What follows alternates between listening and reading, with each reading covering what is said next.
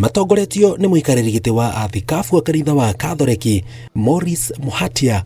Athikabu morĩtie thirikari ciũria cia kĩrĩa gĩatũmire mahane ta mahanyũkia watho wa nenda bũrũri-inĩ na nĩkĩĩ kĩahanirio hane torahĩtũkio na njĩra ya hitho, makiuga mũtaratara wa kũhĩtũkia watho ũcio wagĩrĩirwo gũcokerwo, Akenya mambe morio mawoni mao. Were crafted and enacted in a hurry. We strongly recommend a necessary review lest they be abused to curtail the very freedom they ought to protect. Meaningful public participation would be necessary.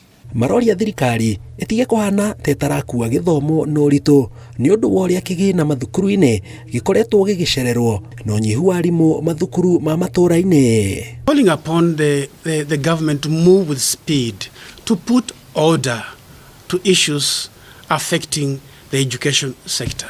Concerning the preparation of teachers, the issue of capitation of school.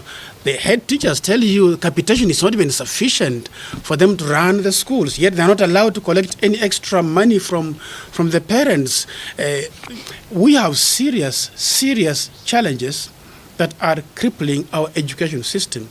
We are inviting those responsible in government not to make political responses to these very serious matters, but to move with speed and rectify.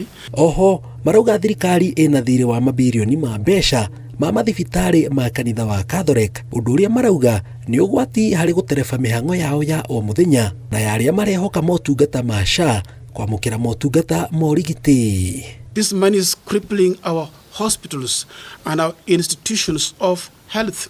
The government needs to move with speed and not to close its eye to this reality about the effect the arrears owed to our hospitals under NHIF is doing damage to our hospitals.